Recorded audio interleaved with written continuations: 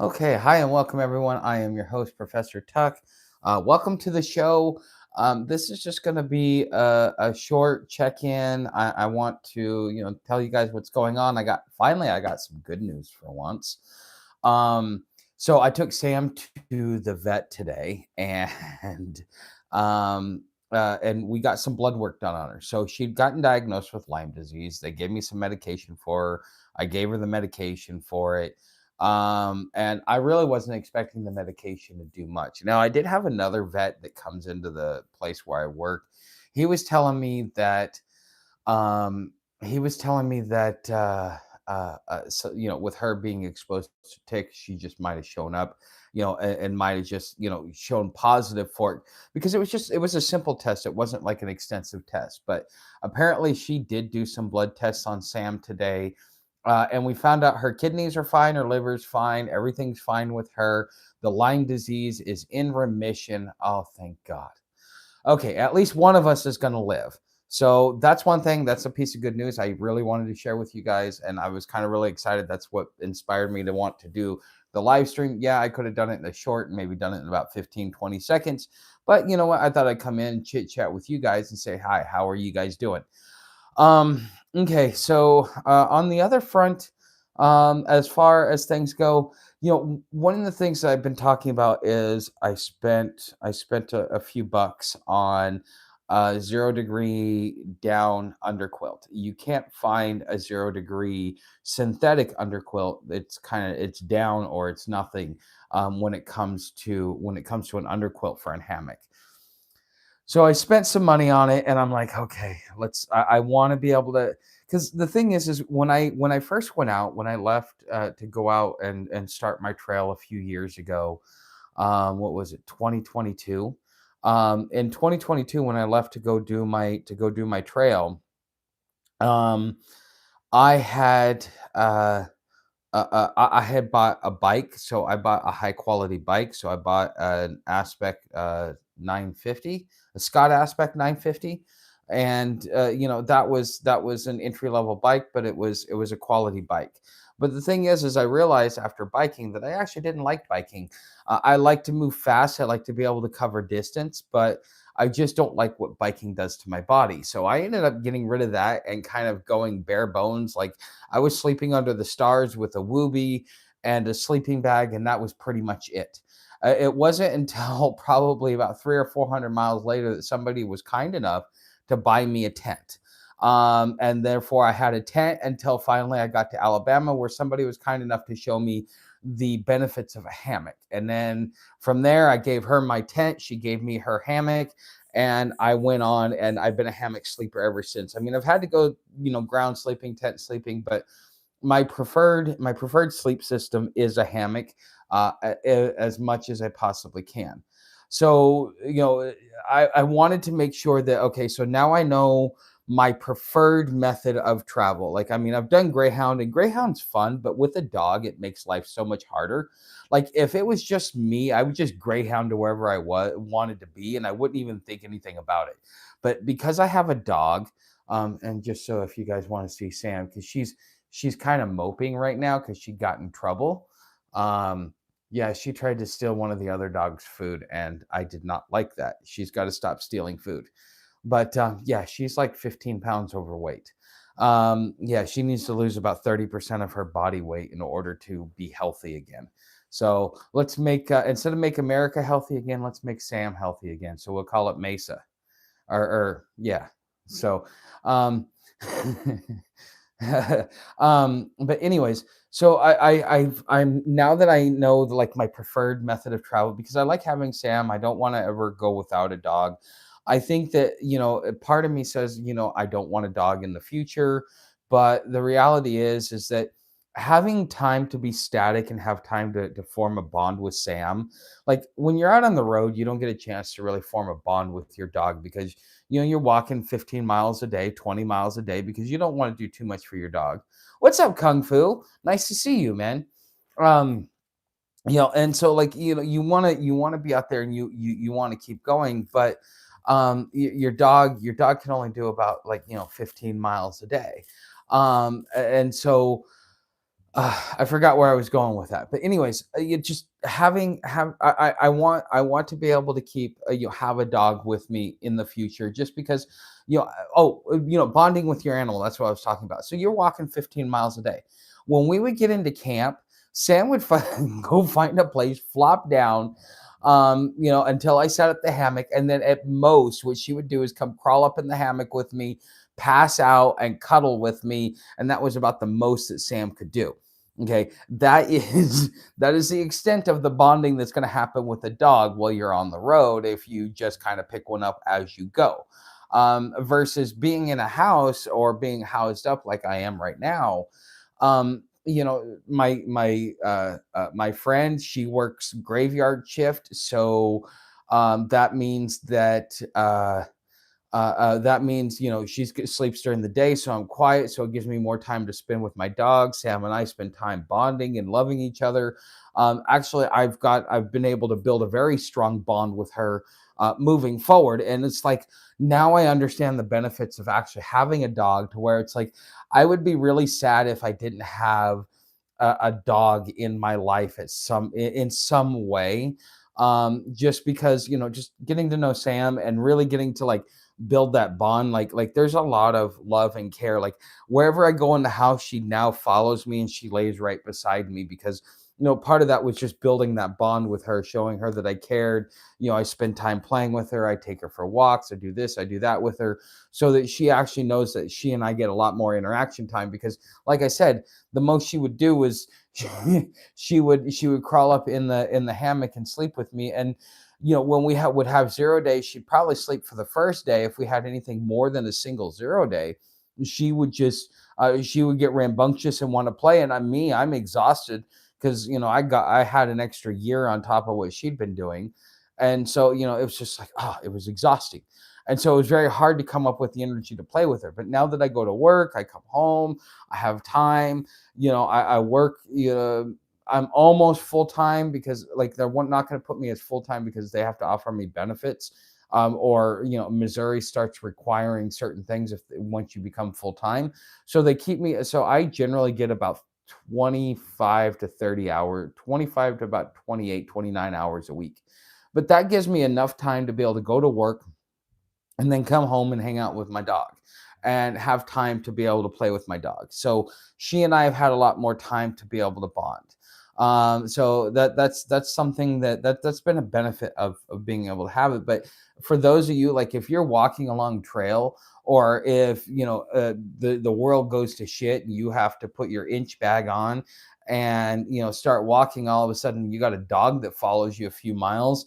Well, this is something to keep in mind, is that both of you are going to be so exhausted. It's going to be kind of hard to bond unless you find a place to sit down for a couple of months and really like, get in there and play with the dog, bond with the dog, teach the dog, train the dog, have some good time with the dog. I think that that's something that you need to take into account if you do come across an animal in your travels, if you do end up following that lifestyle. Okay, so I have, now that we know that at least Sam is not on her last leg, because I mean, the last information I got is she's got Lyme disease, which we don't know how far along it is. So we presume that, she's already got liver issues, she's got kidney issues and stuff like that. Turns out, we were able to avoid the scare there. So those are some things that are going on with me. I'm kind of just keeping things going as things can. But yeah, that's pretty much what's going on with me lately. Mm, excuse me, drinking my Coke. All right. So let's talk about what's going on with the world.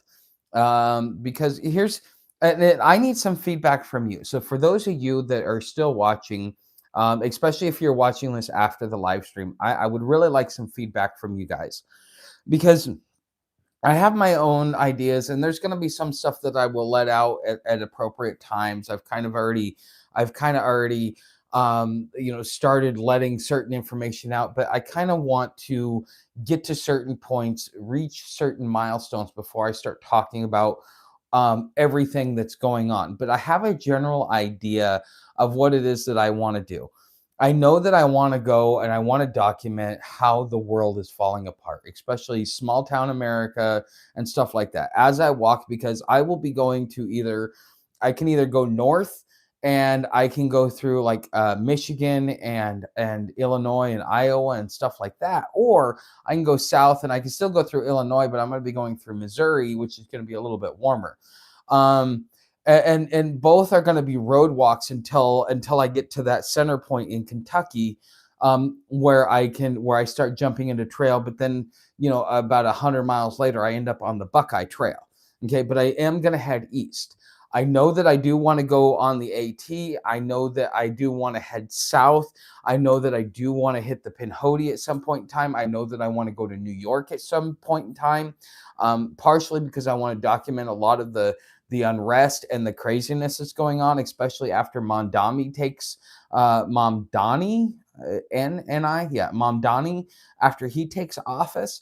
I want to see what the effects, how people feel, but I want to take it as an opportunity to, be my final chapter in the channel in which I'm creating. I'll leave it as far as, why it's my final chapter, but this will be, my final chapter. And I want to go and I want to show how the world is breaking down, from small town America to big town America. So what I would like to ask you guys is, as I'm going along, what information do you want to know? What information, what is it that is going to interest you? Is it more like, okay, we just want to see the trail and forget about the chaos that's going around? Or do you actually want on the ground intelligence kind of telling you what's going on, stuff that really isn't being documented because it's not in the middle of everything? Happy Friday, happy weekend. Hey, what's up, TJ? Yeah, I mean, I just this is my overall question. This is the thing that I want to know is like, what do you guys think? What would be interesting for for me to cover? Now, I am going to continue on America's Backbone. So if you notice, I got Tux Trail School and America's Backbone. I am going to keep that going in an auxiliary point, but I'm going to use that more for my long form journalism. Not, I want my personal channel to kind of be the place where I check in with you guys, do my proof of life. Because I think that as time goes along, I'm just going to just do a proof of life podcast, or not podcast, live stream, every time that I have signal, like we were doing before. So, hey, what's up, Invisible Man? At the moment, unemployment, homelessness, living on low means seems important. Yeah, well, I mean, I don't. I've done a lot of content on that. Everybody, really, if you want to know how to live on less, it's not about, oh, you go do this and oh, you go do that. What it has to deal with, it has to deal with self-discipline. Okay. For example, all right, so I got paid from YouTube today. I'm getting paid out every couple of months instead of every month like I used to, because I'm not as active on it and stuff like that. And just so you guys know, this live stream is sponsored by Stephanie at openairproperties.net. If you're looking to go off grid in Arizona, Colorado, or Arkansas, you can definitely reach out to her at openairproperties.net. See what kind of properties she has. They're all blank slates of land. Each county has its own requirements, so make sure you check in with her on that. And if you use the promo code FriarTuck, when you talk with her, you get $50 off of your deposit if you find a piece of land that you like. So with that being said, because yes, she is the sponsor of this content, but I could have, it's like, I don't really want to make something to eat. It would be easier just to order Taco Bell or McDonald's, or just order cheap food through DoorDash, which really isn't cheap. But I mean, if you know how to bargain hunt, you can make it almost as inexpensive as if you were to go dine in at a restaurant that you really, really like. So there are ways if you really know how to use DoorDash, but I stopped myself from doing something like that because I understood, look, I need to save money. I can't just be spending it on frivolous stuff. A lot of what it means to learn how to be a minimalist is to have the self-discipline and to ask yourself, do I really need that? Okay. If the answer is no, then you know what? Don't spend money on it. If the answer is yes, Why is it so critically important? Is it something that is versatile, that has multi-use? Is it something that you might need one time in a pinch, sometime in the future that nobody knows?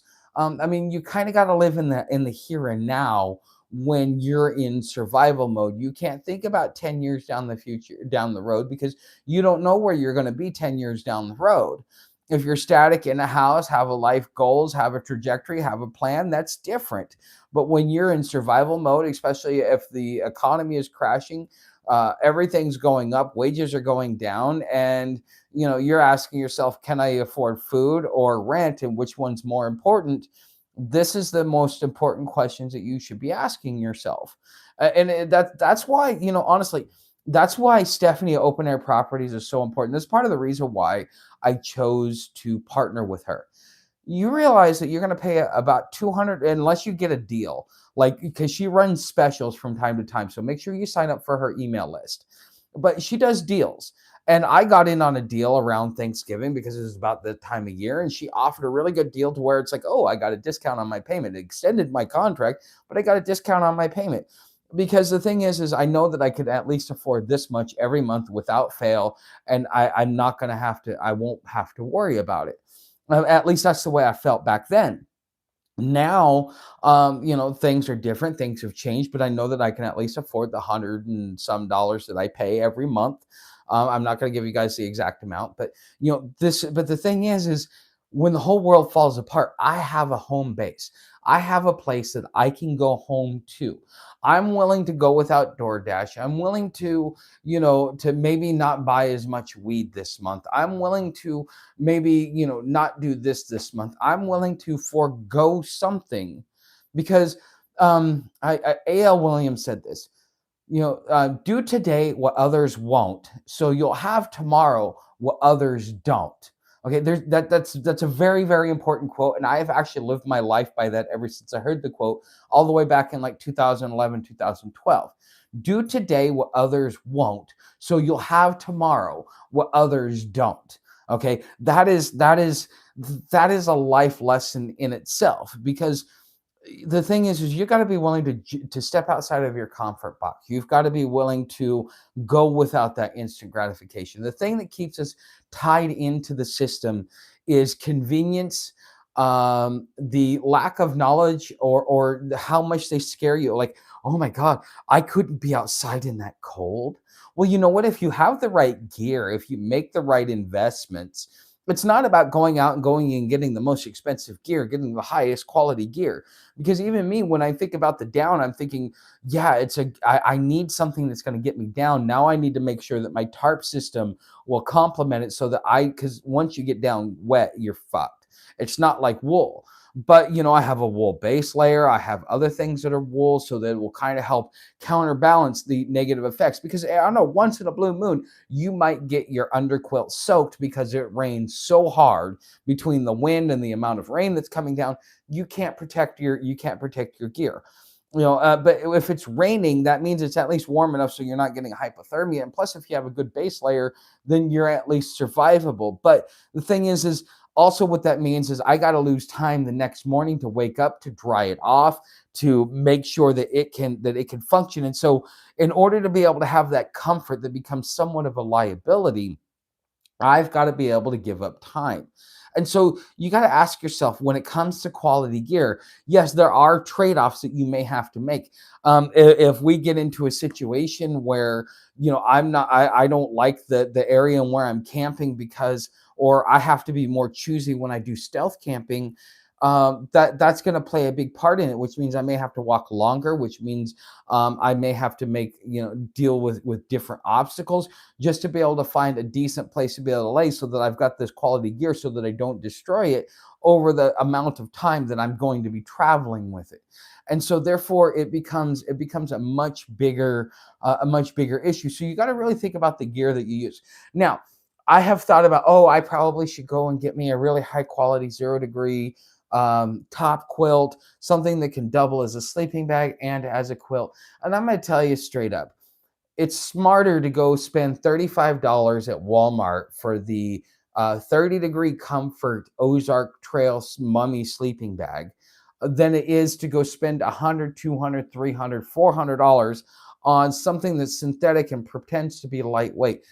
You've got to make a trade-off on the gear and what it is that you're spending, because when you're out there, you've got to be able to look at how much of the gear that you have, how often are you going to have to replace it? How pristine of an environment does it require? Because when you go stealth camping, you may be in an area where you're sinking down to your knees in foliage because it's just dropping between branches and leaves and all that other stuff, to where you're walking through and you drop down to your knees just to be able to hit the forest floor.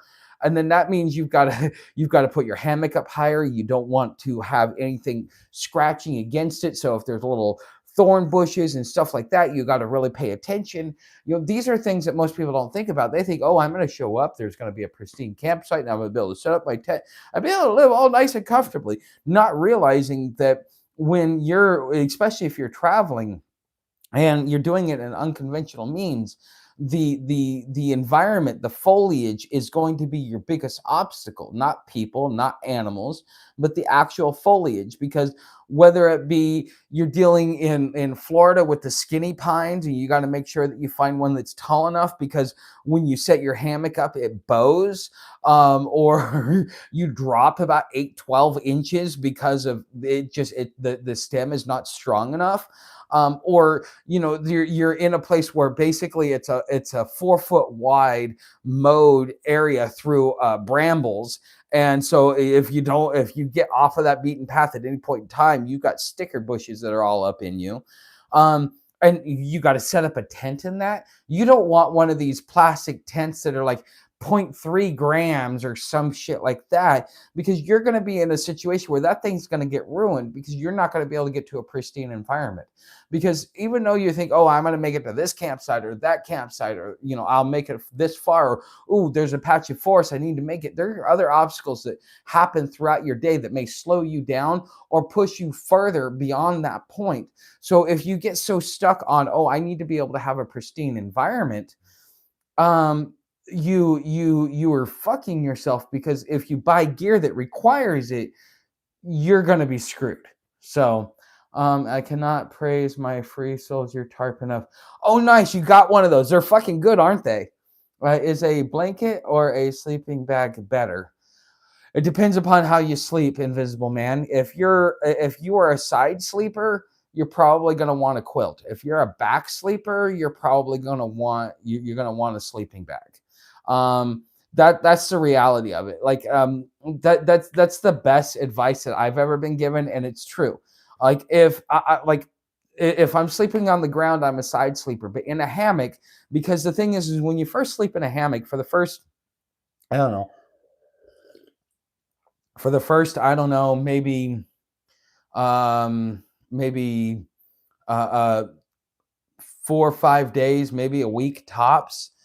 It's really hard to sleep, because especially if you're a side sleeper, because you've got to learn. Like, that's why I know I always need a pillow, because I need to prop my head up a little bit, because you have one end that's up a little bit higher than the other, so that you don't, because you don't want to be tilted down, because you get a blood rush to your head, it becomes a problem. Da da da da.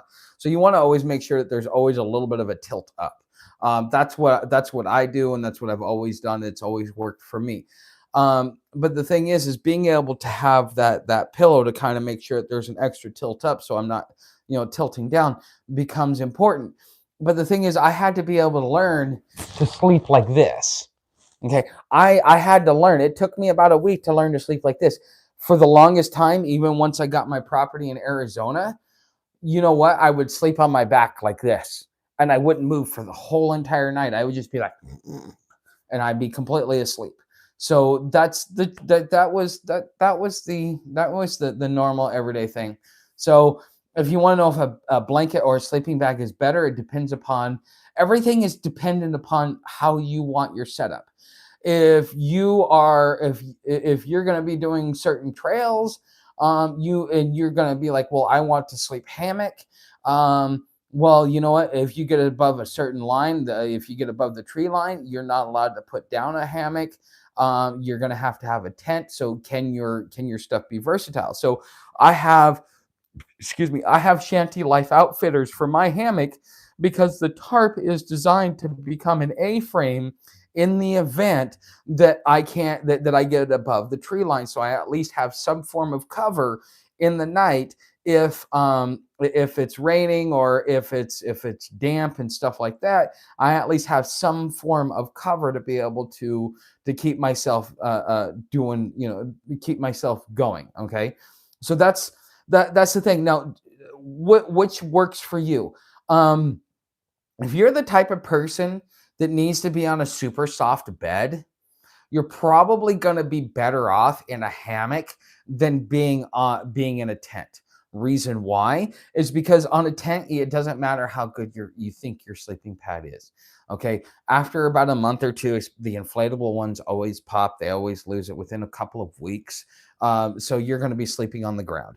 If you get the ones that are foam pads, yeah, they're great. But if you are static and you sleep in like a static position the whole night, which I've tried doing that too. You basically create this whole little outline of yourself, and it's not really soft because you're getting a little bit of soft resistance pushing up from the ground. Versus when you're in a hammock, in a lot of ways, it's like a zero gravity system. So I have back issues, especially my lower back. Having a hammock, and this is what really made me a hammock lover to begin with, because when you're on that hammock, okay, so when you sleep, your body stretches out. Okay, when I started sleeping in a hammock, not only did I get to sleep longer, deeper, and getting better sleep, okay, but my body stretched out, my back didn't hurt as much.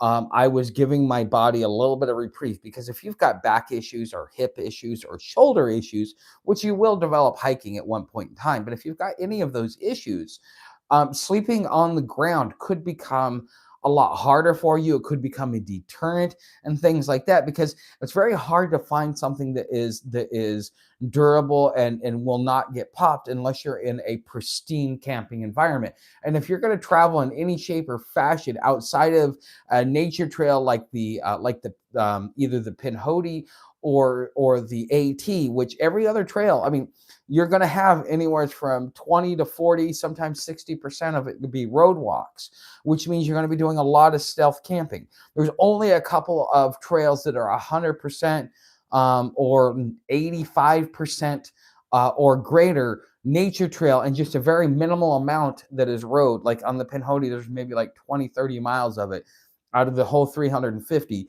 that is a road walk. The AT was designed to never have you be on a road walk unless you're just crossing the road.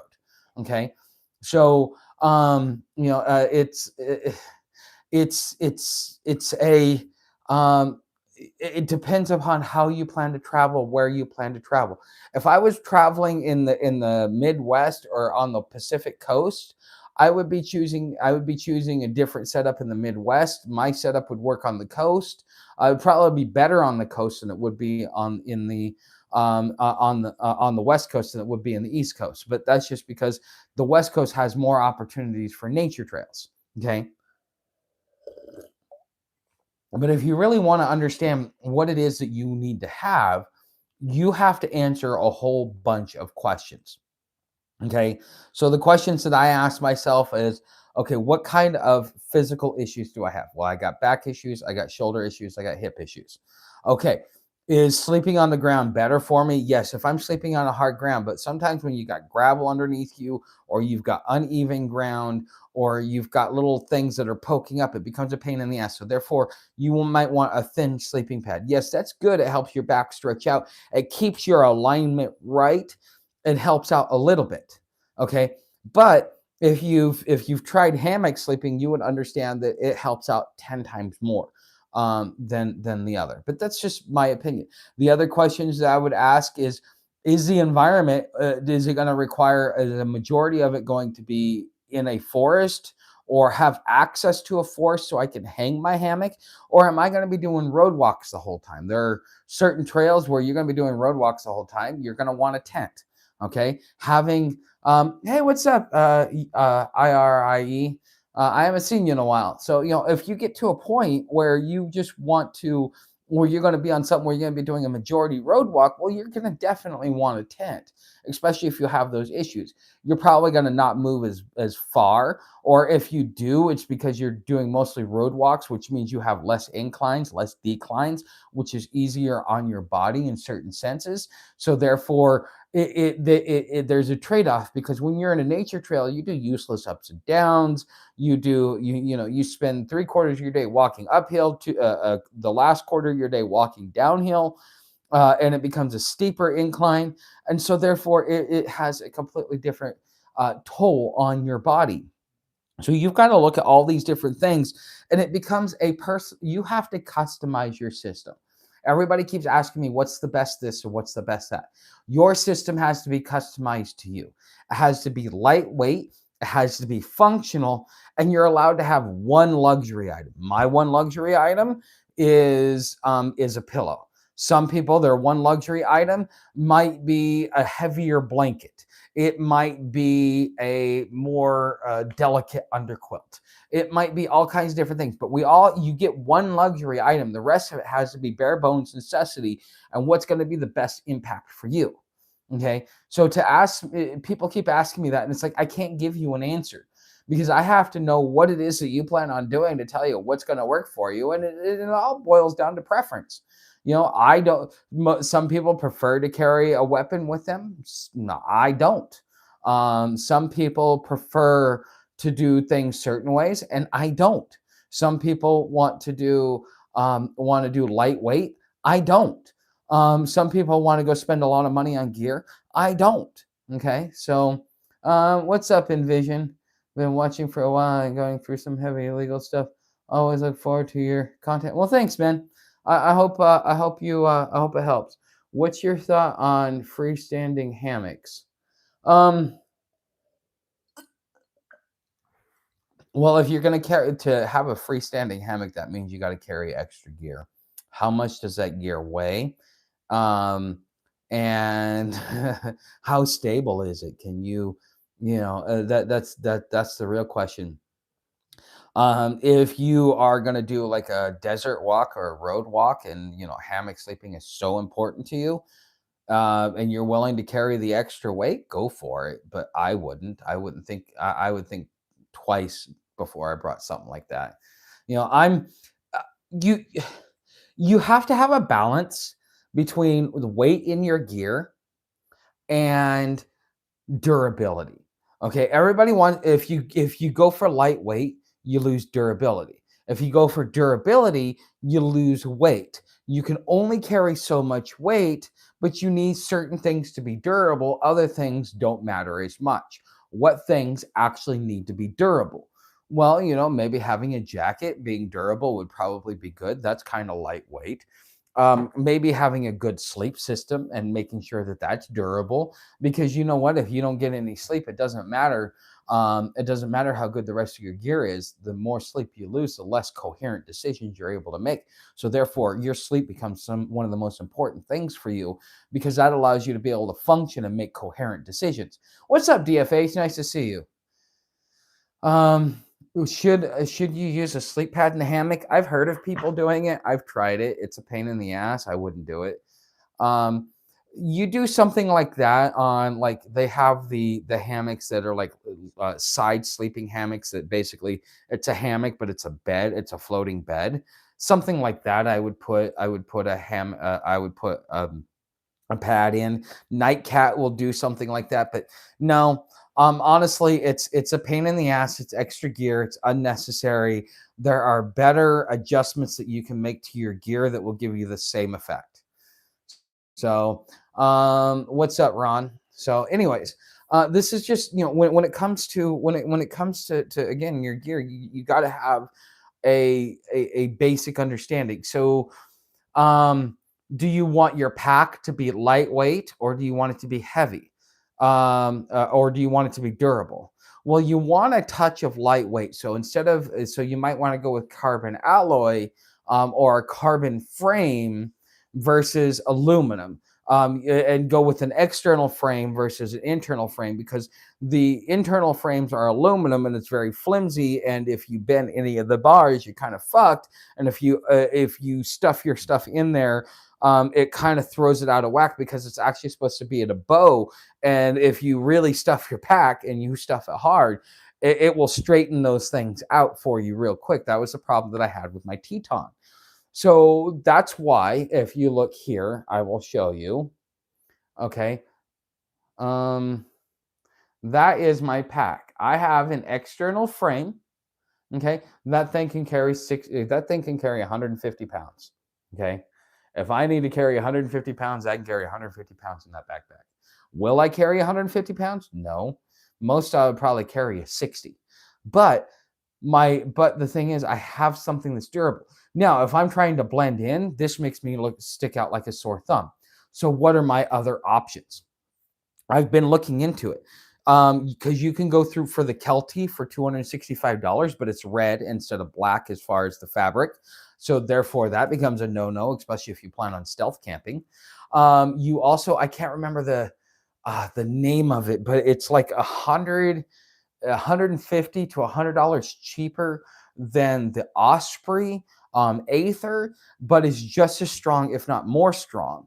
Okay, so you've got that, but the thing is it comes in burnt orange. Burnt orange is going to make you stick out. You don't want to stick out if you're stealth camping. Okay, so then the next thing is you've got Osprey. Osprey comes in the forest green and in the midnight black. Okay, so now at least now you know you can bend, or you can do it. Now it has a frame. It's I believe it's a carbon frame, a carbon alloy frame. Okay, which allows it to be able to keep its shape, but it also has a suspension system in it as well, because it itself is designed to carry a maximum of 60 pounds, that's the maximum I would ever need to carry. I could probably carry 65, but they generally come in a little bit under the thing. So anyways, what backpack do you get? Do you spend like the 350 on an Osprey? Do you spend the 270 on a Kelty? Do you spend about 250 on the other brand? Or there's another one that I've seen that is absolutely phenomenal. Basically, the pack is attached to the frame and you can extend the pack using the straps. It is actually a hunter's pack. It's like $450 for this pack, but you could actually, and it's actually a flexible carbon frame that it makes it lightweight. It's about 5-6 pounds, but it allows you to carry up to 150 pounds. Okay, so you've got all these different choices. Which backpack is going to work for you? Are you more worried about budget because you can't afford a heavy pack? Well, that means you might stick out more, or you might have to go thrift shopping and finding some stuff. Now, I will tell you the one thing about this pack over here is that there is a hole. Here, let me see if I can. There is a hole right about here inside the frame. Okay, you can't see it outside visibly. No, it's in here. So it's actually coming through one of the side pouches, but there was a mouse that pucked through that. Now I could patch it up because that's a good pack. Doesn't cost me anything. Yeah, it's kind of old, so that means it's a little stiff, but I'm sure I could loosen it up a little bit, because yeah, when you go to pull the drawstrings, man, that thing's stiff as stiff could be. It looks good, but then again, when people see external frames, people think homeless. When people see internal frames, when they see Osprey or another quality brand, people will leave you alone. So is it worth it to be able to blend in? Do you feel that it's going to be better for your safety? Or are you going to have to worry about your pocketbook? So you go with something that's going to be durable and still work. Because this frame here, now this is a discontinued backpack. You cannot find it anymore. But Kelty will be the next one, but they're red. The fabric is red, and so that like makes you stick out like a sore thumb. And if you're trying not to stick out in certain areas because you're stealth camping, oh, that's hell on wheels. But anyways, so you got the camo. My pack is only 4 pounds for a 90-day expedition. What are you using? Um, Yobo gear. Cricket comes in 9 pounds, which is probably one of the lightest around when the average on 15 pounds, but still sustainable. Well, yeah, you can search around for a lot of different stuff. I use rock as my pillow. Um, okay, you can use a rock. I like that's my luxury item. I like a pillow.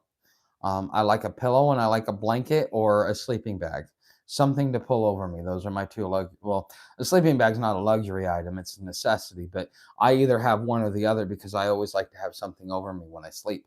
But I also like to have somewhere soft to lay my head. I've slept on rocks. I did not like it. If I don't ever have to sleep on rocks again, I will be happy to never do it again.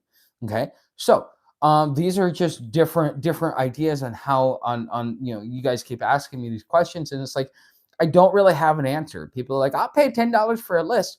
Dude, it's personalized. You have to, if you're looking to get your own bug out gear, quit buying what other people tell you to get. Go out, play with your gear, test it. Go on a week long hike. Go on a week long walk. Test your gear. Go on a 3-day walk. Go on a walk on your days off. Test your gear. See how it holds up. See what you like, what you don't, what you want to fix. Because this is the time where you have the opportunity to fix it versus um other times when the shit's hitting the fan. Okay. So, anyways, guys, um, I'm glad that you like your free soldier. They also have boots kung fu, and they have a few other things. Free soldier, like their boots, I really like too kung fu. So, if you like the free soldier tarp, you'll definitely like the boots. They're lightweight hiking boots, but they're still durable. I was able to wear mine for about almost a year before I had to replace them, and that was because I not only did I wear out the soles, but I started to put holes in the leather. So and if you go on Amazon, you can find them for 50% off. So you'll get them for $30. But you got to search for that. There's one retailer that does them for 50% off, and I just go and I buy them there. It's like, yeah, it's like $30 for a pair of hiking boots, and they are true to size. So if they say that they're a size 9 or a size 10, they are true to size. If they say that they're wide, they are true to size. That is one thing about Free Soldier that I really like, is that they are true to size. So I have a black Kelty internal frame, really comfy. Thinking about those boots tuck. Yeah, my friend, she has a Kelty internal frame as well. It's nice, but it's basically when you start doing that, you could go to Osprey and get the same thing. It just becomes a matter of brand loyalty at that point in time because it's be about the same price. Mm. Whew. Man, this it's like I'm having trouble with regulating my heat because outside it's like maybe 40 degrees, getting down into the 30s tonight. Um, but in here it's like 70, 75, and I've got a thermal on, not my wool thermal. But I got a thermal on, and it's like out there I'm comfortable, but in here I'm completely cold, or excuse me, I'm completely hot. So even if you have quality gear, is there still a point where you will be profiled regardless of what's on your back? Um, yeah, it boils down to conduct. How do you conduct yourself? Do you act like a homeless person when you're coming through town? Are you begging? When you come through town, are you asking people for things, or are you spending money? If you're going through town and you're spending money, people aren't going to think anything of it. They're going to think you're a hiker. But if you're going through town and you're begging and you're picking out a cigarette butt trays, and you're going to the poor places where people get their food, um, and then yeah, you will still stand out. It's not just gear; it's about conduct as well. Whenever I went through a town, if I robbed a cigarette tray or an ashtray at one of the gas stations, I wouldn't do it until I left, because I didn't want to bring the attention to me. On your way out of town, yeah, go ahead, fucking grab all the cigarette butts you want. But on the way into town, don't let them know. It's when you're ready to leave, then you're like, okay, yeah. And you might sit there and ask somebody, hey, can you buy me this or buy me that or help me here, or do this or do that. But at the end of the day, it's really about your conduct. If you go into town and you don't act like a beggar, you don't act like you're indigent. Okay, I walk through town with nothing. Okay. Granted, I had a YouTube channel. Granted, I would put things out and say, "Hey, I'm coming up to a restaurant, or a place where I can get a hot meal. I haven't had a hot meal in a few days. I've been eating this crap here, trail food. Would anybody, want to put something in my tip jar?" People would put stuff in my tip jar, and I would go through town and I would do that. But if I didn't have that, um, I would when I went into town, I would be like, "Hey, I'm passing through. Is there anybody around here that does like day labor, or that needs people like for like small little projects that pays a little bit?" And if they say no, just keep on moving. If they say yes, hey, can you point me to that person? Because the thing is you got to, there's certain places in towns, gas stations, especially in small towns. If you go like around, in the early afternoon, late morning, if you go around that time, you could talk to the cashiers, and the cashiers know everything that's going on in that town. That's one thing I've learned about small towns is the gas station attendants know the most, because everybody's got to come in there and get gas, so they get to hear and know everything that's going on, because you've got your gossipers, you've got your this, you've got your that, and they tend to know most everybody in town, and so therefore they can help you out. Now, I have tried in bigger towns. If you go try and do that with gas stations, they know a little bit about the local area, but they're not tied to it. They're in a big town, just like corporations aren't tied to the local community. The worker isn't tied to the local community because he lives on miles away from where he's actually working. So therefore, he doesn't really know a lot about what's going on. But when you're in a small town, a gas station is kind of like your town square in a lot of ways. I was given the Kelty. That's good, Kung Fu. Yeah, that is always really good. But I hope Envision. I hope that answers your question about could you be profiled regardless. But the thing is if you go through a town, it may not necessarily be profiling, because remember, if you've been watching me for a while, when I was on the Buckeye Trail, I think it was last summer. Um, yeah, I've only been off trail for a year, and it's this month. So yeah, last summer, um, um, when I was doing the Buckeye Trail, I went through a small town because there were bandits that were coming through and robbing the town. I had a local property owner who went for his sidearm, because he wasn't sure who I was, and he thought I was a threat, even though I wasn't. Didn't look like I was a threat, and I actually looked like a damn hiker. But you can't. Some people, they just don't know what they don't know, and considering the trail was walking right next to his property, you would think that the guy would know. But considering things that were going on in that town, he was a little skittish. So it may not even be profiling. It may be other things that are out of your control that you couldn't even prepare for when you go through that town. So don't always think, oh, well, they're profiling me. It also may be that they've had strangers that come through, and those strangers tend to be malicious, and so therefore they keep an eye on the strangers. Are they profiling you? Not necessarily. They might be a little bit. It's like, okay, so it looks like he might have some money. He looks like he might be a hiker. He's a decent human being. He seems respectful, and he doesn't seem like he wants to stay, and he's not asking us for anything. So yeah, let him go. See, that's really what you got to worry about.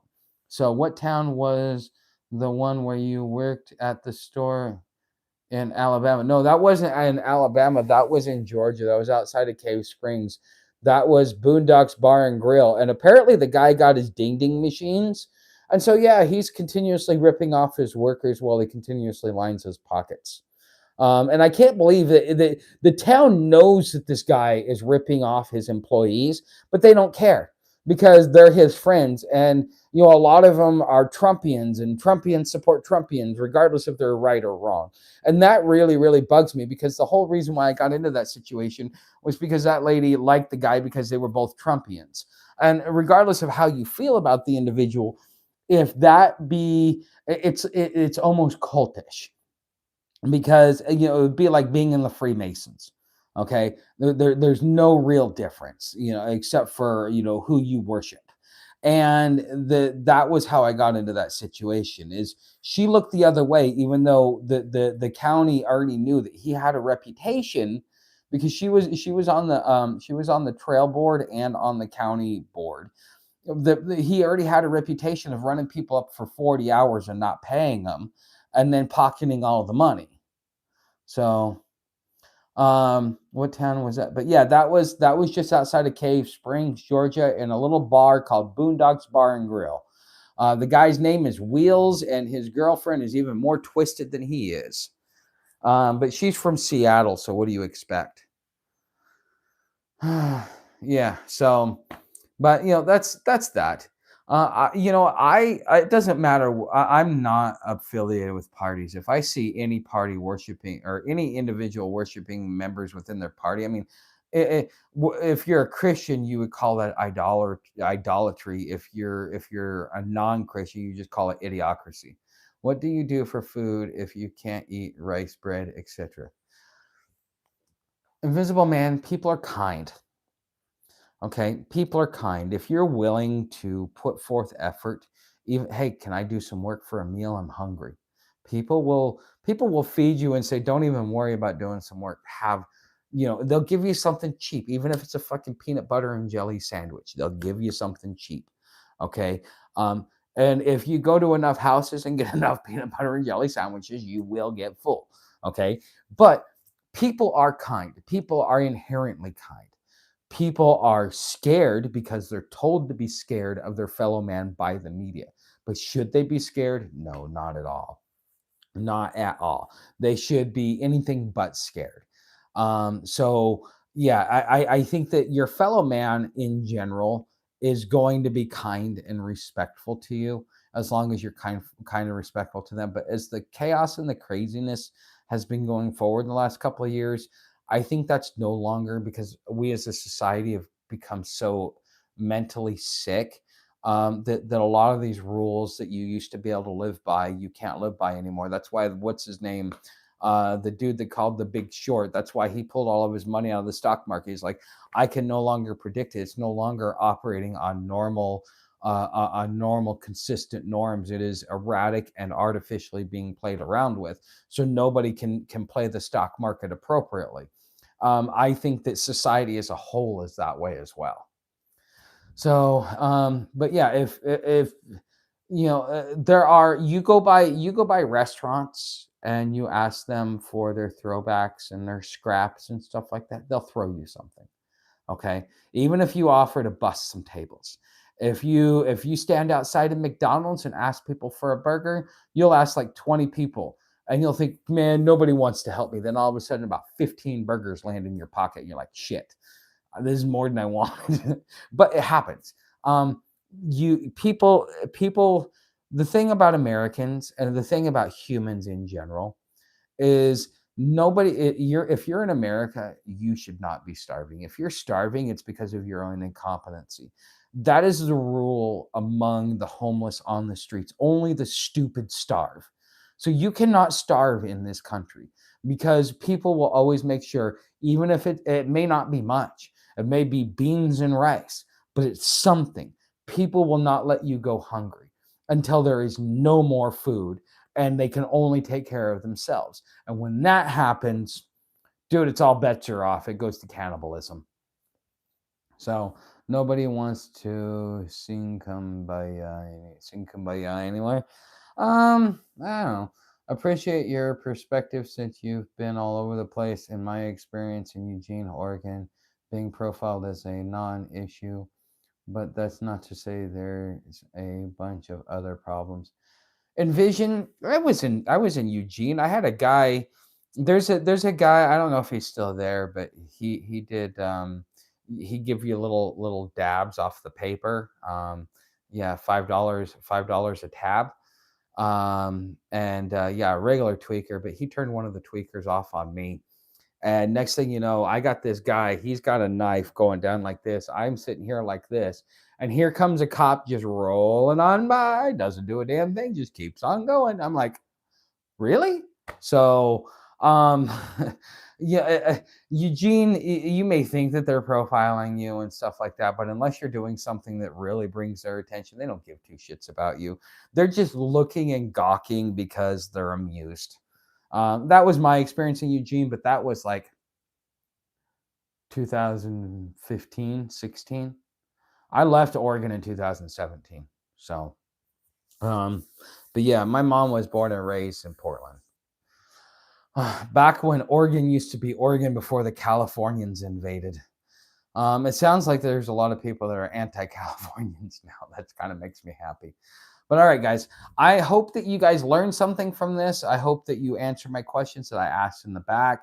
I hope that you guys were entertained.